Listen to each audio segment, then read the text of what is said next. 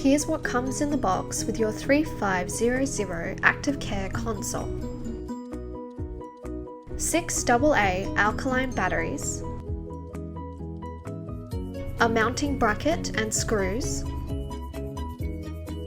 a 12-volt DC plug pack,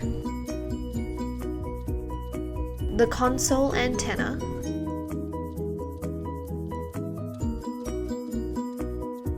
and your ActiveCare Console.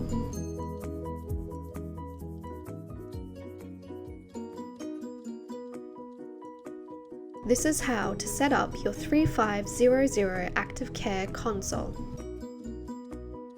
Attach the antenna by screwing it to the top of the console as demonstrated here. Using a Phillips head screwdriver, open the battery compartment on the back of the console. Insert 6 AA alkaline batteries.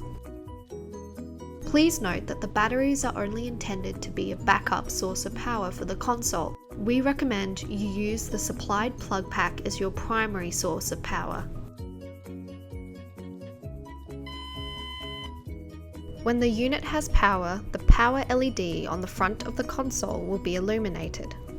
Along the side of your device there are 3 controls: volume, button lock, and tracking. The volume control allows the volume of the audible alarm in the console to be adjusted. The volume can be adjusted from off to maximum. The button lock control disables the Program, Select 1 and Select 2 buttons on the front of the console when the selector switch is in the on position. This prevents any accidental programming or erasing of wireless devices from the console's memory. Please ensure the selector switch is in the off position before attempting to program the console. The tracking control monitors any pads that are paired with the system to check they are still in range and communicating with the console. You can disable this function by moving the selector switch to the off position. To enter programming mode, press and hold the program button on the front of the console. Let go as soon as the letters PP appear on the LED screen. The screen should now read 01, indicating it is on the first channel. To cycle through the channels, use the Select 1 and Select 2 buttons. The Select 1 button will increment the number displayed by tens, whereas the Select 2 button will increase it by units. While there are a total of 99 channels you can pair to, the console's memory can only hold 60 devices. With the console screen set to channel 01, I'm going to pair 3 devices to it. A 3503 ActiveCare magnetic reed switch, a 2630 cordless chair pad with a 2719 cordless pad transmitter, and a 2588 personal emergency transmitter or PET.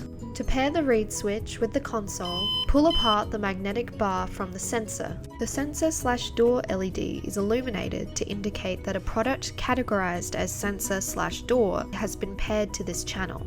To pair the cordless chair pad, slide the selector switch on the 2719 transmitter to on. Now the pad LED on the console should be illuminated. Press the red call button on the PET to pair it to the console. Since the PET is a call device, the call LED will be illuminated when one is paired. You can pair as many devices as you require to a single channel, as long as it doesn't exceed the maximum of 60. Before we can continue with setting up, we need to take the 2719 transmitter out of sleep mode. To do this, apply pressure to the pad for approximately 15 seconds. You must do this any time the transmitter is switched from off to on. To exit programming mode, press and hold the program button until the console beeps and the LED screen goes blank. Let's test to see if the programming was successful. The reed switch will trigger the console alarm when the magnetic bar is separated from the sensor. The display will tell you what number channel the product that has caused the console to alarm is paired to, in this case channel 1. Additionally, one of the LEDs on the console's left-hand side will illuminate to tell you which kind of product has caused the console to go into alarm. Since the reed switch is a sensor/door product, that is the LED that has illuminated. To cancel the alarm, press and hold the reset button until the console beeps and the LED screen goes blank. To trigger the pad alarm, apply pressure to the pad. The console will acknowledge that pressure has been added by illuminating the LED screen with the numbered channel the product is paired to. When pressure is taken off, the console will go into alarm. The pad LED will flash to indicate that it was a pad or mat that triggered the alarm. To cancel the alarm, press and hold the reset button. The PET triggers the console alarm when the red call button is pressed. As it is a call device, the call LED will be the one flashing. Again, simply press and hold the reset button to cancel the alarm. To erase devices from the ActiveCare Console's memory, press and hold the program button and release as soon as it beeps and displays PP on the LED screen. Go to the channel you wish to erase the paired devices from. To erase the channel, press and hold the reset button until the console beeps. Any product LEDs that had been illuminated should now be off. Press and hold the program button once more to exit programming mode. Now when you trigger the devices, the signal will no longer be received by the console. That is how to set up your 3500 ActiveCare Console.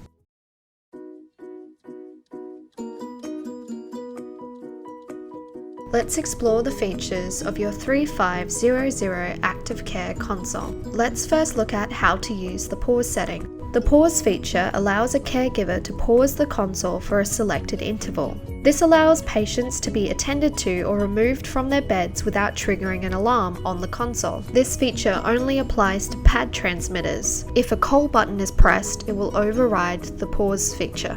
To access the pause settings, press and hold the program button and release as soon as the console beeps and displays PP on the LED screen. The call LED is illuminated as I've already paired a call device to this console.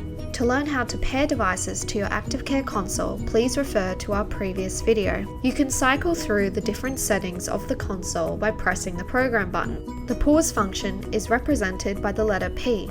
Use the Select To button to scroll through the different pause options available. You have the option of the default of 0 minutes, 1 to 9 minutes.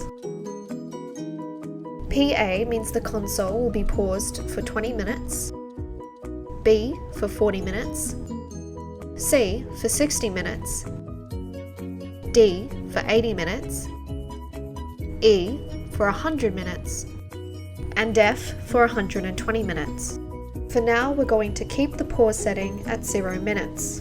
Exit programming mode to confirm your selection by pressing and holding the program button until the console beeps and the LED screen goes blank. To change the alarm tone of your console, enter program mode and scroll through until you see the letter B on the left-hand side of the LED screen. Use the Select To button to change the alarm tone. You have the option between Alarm Tone 1 and Alarm Tone 2. Once you have made your selection, press and hold the program button to exit program mode. This is how you use the console's delay setting. The delay setting is again only for products using a pad transmitter. It is useful for patients who are able to be away from a bed or chair for a certain period of time without a caregiver's assistance, for example, to use the bathroom. It ensures the console will not alarm immediately if a patient or resident leaves their bed or chair and will only alarm if they fail to return within a chosen time frame. Enter program mode to access your console's delay settings. As before, use the program button to scroll through the settings. Stop when you get to the letter D displayed on the left-hand side of the LED screen. Use the Select To button to scroll through the options. You have the option of the default of 0 minutes, 1 to 9 minutes, A, 10 minutes, B, 15 minutes, C, 20 minutes, D, 25 minutes, E, 30 minutes, and F, 35 minutes. To save your selection, exit program mode. You have the option to review recent calls made to the 3500 ActiveCare Console using call devices. The review button can be used to cycle through the calls that have been made to the console in the last 15 minutes. It will display the channel they're paired with, starting with the most recent. You can additionally review any active pads by pressing the Select 1 button while the console is in standby mode. If, like this console, there are no pads paired with the device, the screen will remain blank. The ActiveCare Console can be programmed to forward calls to a 3501 ActiveCare pager that can be kept with a caregiver. Enter program mode and scroll through until you reach the letter T. The default setting will be T0, which means that forwarding is turned off. Press the Select 2 button until you see the number 3, which allows the console to forward calls to a slave device. Exit program mode to confirm your selection. On the 3501 ActiveCare pager, press the option button while sliding the selector switch into the on position. The pager will then enter program mode and display the letters RD on the LED screen. Use the menu button to scroll through the different settings. Stop when you get to the letters DS for direct signaling. To receive a signal from the 3500, this needs to be set to off. Press option to enter the direct signaling settings, and then press menu to change the setting to off. Press option again to confirm the setting, and hold option to exit program mode. Now when I press the call button on the already paired 2588 personal emergency transmitter, its signal will be received by the console, which will then go into alarm and then activate the pager's alarm. If you try and cancel the alarm from the pager, it won't work. You have to cancel the alarm by holding the ActiveCare Console's reset button, as it is the master unit. You can also program an ActiveCare Console to be a slave to a master console. On a different console, enter program mode and again scroll through until you reach the letter T. This time, however, set the console to T4. This will allow the console to receive signal from a master console set to T3. Exit program mode to save your settings.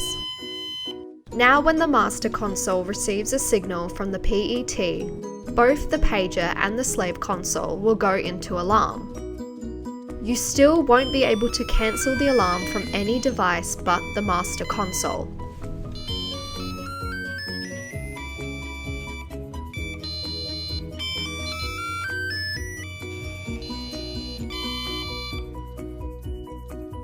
Finally, let's explore the use of the area code function. Setting an area code is useful if several consoles are being used in a facility that has different areas. This will ensure pagers only receive alarms for their specified area. Following the previous steps, put the pager into program mode and use the menu button to scroll through until you reach SC for site code. Use the option button to enter the setting. The default is site code 0, meaning the pager will receive all signals. Using the menu button, you can change the site code to a number from 1 to 7, so the pager will only receive signals matching its site ID. I am going to set this pager to site code 2, so it will only receive signals from consoles set to area code 2. Use the option button to confirm your selection. Hold the option button to exit the pager's program mode.